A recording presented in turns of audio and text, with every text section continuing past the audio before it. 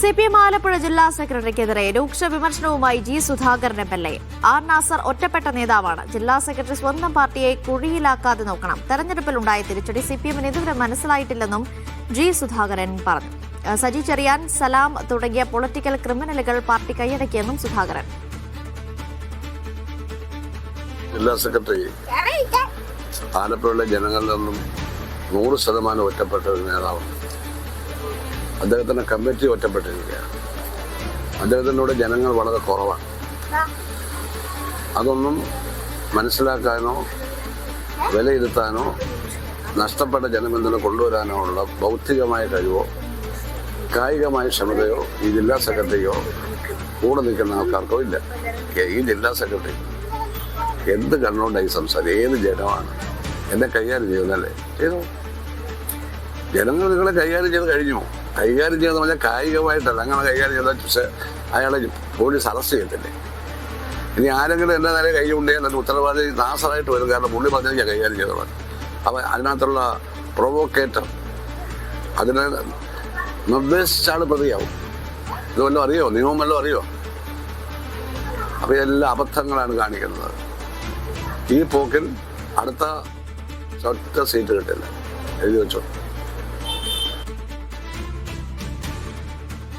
ജോസി ബാബു വിവരങ്ങൾ നൽകാനായി ചേരുകയാണ്. ജോസി, എന്താണ് ഇത്ര രൂക്ഷ ഭാഷയിലുള്ള ഒരു വിമർശനത്തിന് കാരണം?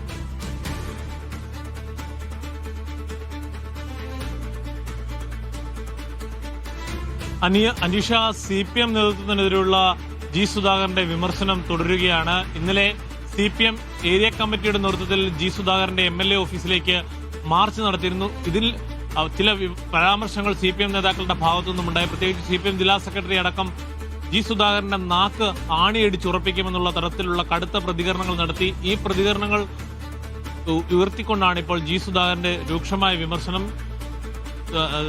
CPM ജില്ലാ സെക്രട്ടറി ആർ നാസർ ഒറ്റപ്പെട്ട നേതാവാണ്. ഭൗതികമായും കായികമായും ഇപ്പോൾ ഉണ്ടായിരിക്കുന്ന കുറവുകൾ നികത്താൻ, പ്രത്യേകിച്ച് തെരഞ്ഞെടുപ്പിലുണ്ടായ തിരിച്ചടി നികത്തുവാനുള്ള നേതൃപരമായ ശേഷി ആർ നാസറിനില്ല.